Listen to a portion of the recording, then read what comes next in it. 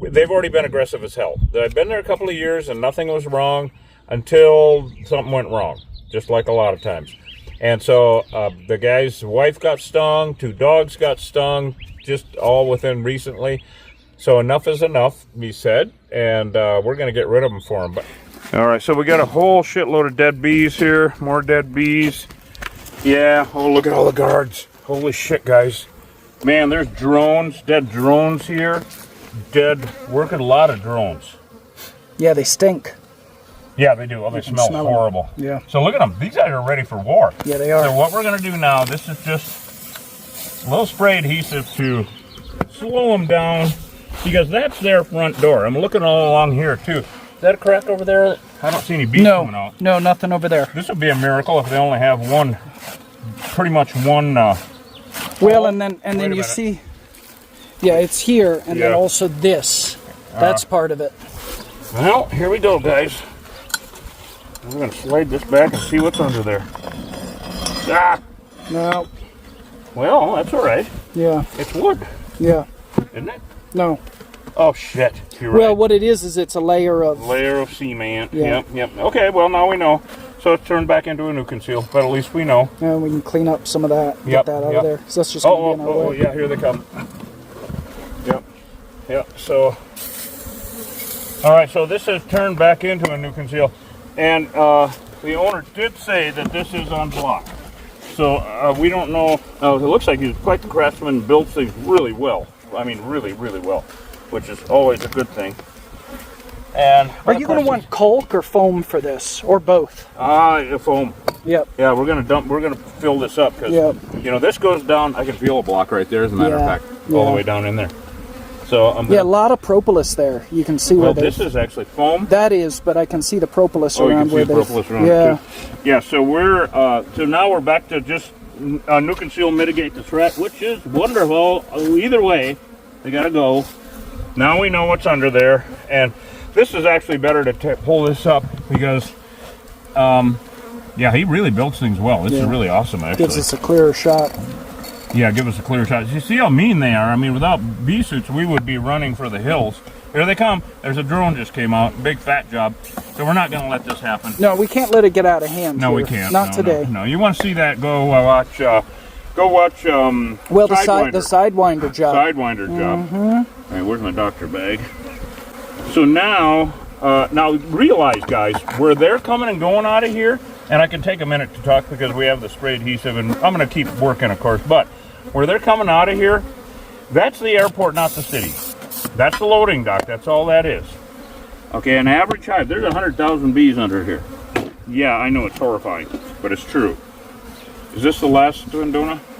I think there might be another one underneath. Okay. So this is a pyrethrin that kills on contact. It's going to get really loud, guys. Here, give me that 360. I'm going to let everybody see that.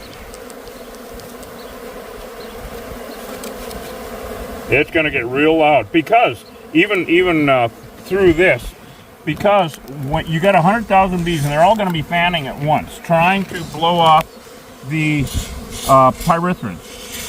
All right, that's because when they're going to start pouring out now in a second, they're not going to be in attack mode like they have been before.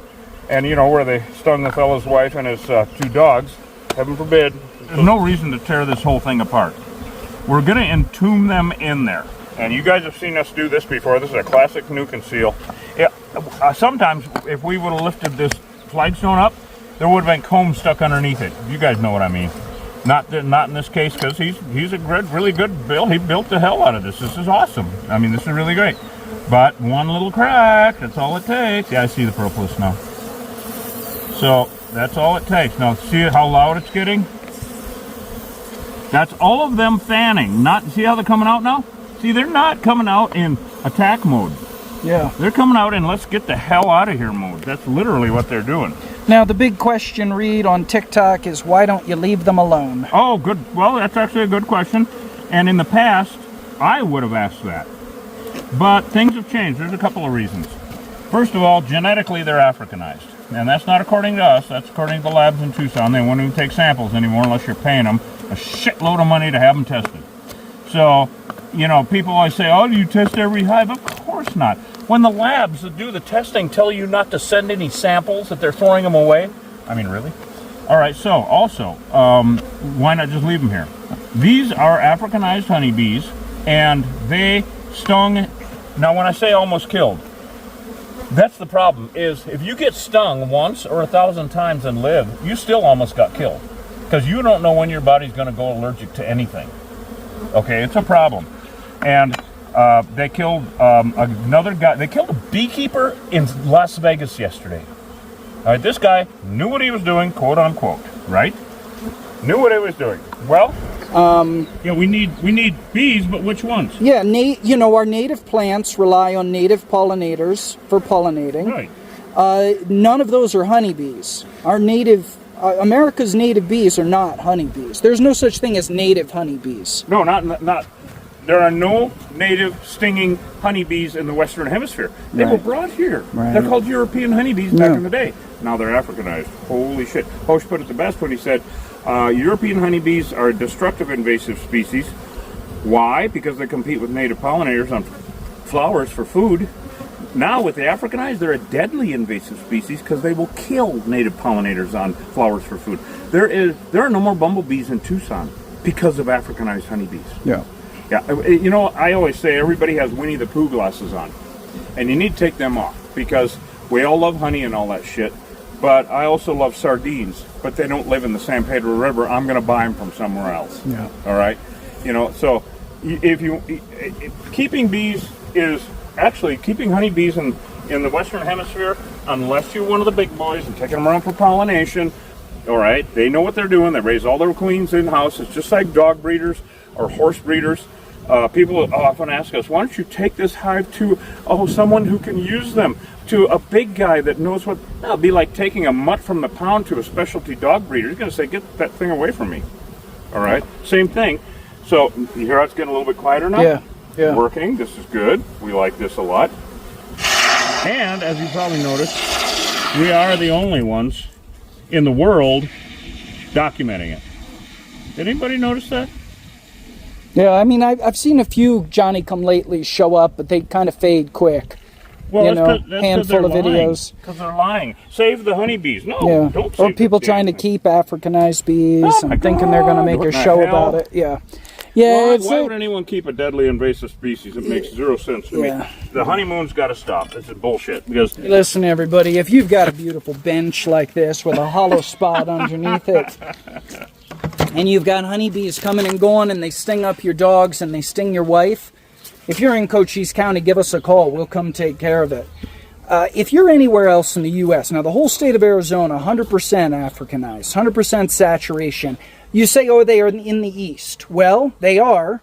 They're just not at 100% saturation in the east. Maybe it's 10% in the northeast. Maybe it's 20%. We don't know. It's state by state. It depends on the pest management division in those locations and what they're willing to do in terms of research. But anywhere else in the U.S., you've got to understand that a feral honeybee hive is not good for the environment. They're not pollinating your crops. We don't need them. They're bad. They're bad for the ecosystem. They compete with native pollinators. They inbreed the native plants. And the ominous and looming and ever-present imminent threat of honeybee Africanization. That means that particular genetic material gets into those honeybees and it turns them. It turns them into very aggressive, very hyper-defensive bees that will kill you. They will kill your dog. We've seen it. We see it all the time. Dogs, all the time. Horses, 3 horses killed in Comanche, Texas the other day. Poor people, tree trimmers, anybody working outside at all, they get into them and people die. The reports are coming in right now and it's not looking good, and we are seeing a lot of brood comb in these hives. These queen cells that we're finding in these hives, it's adding up, it's stacking up to something really not good. Pay attention. You can't trust feral honeybees anymore, and you don't have to. Don't believe the honeybee hype. Always exterminate a feral honeybee hive. Never relocate a feral honeybee hive. We'll see you guys on the next job. Let's save America's native bees. Let's save America's native pollinators. Let's save America's native plants.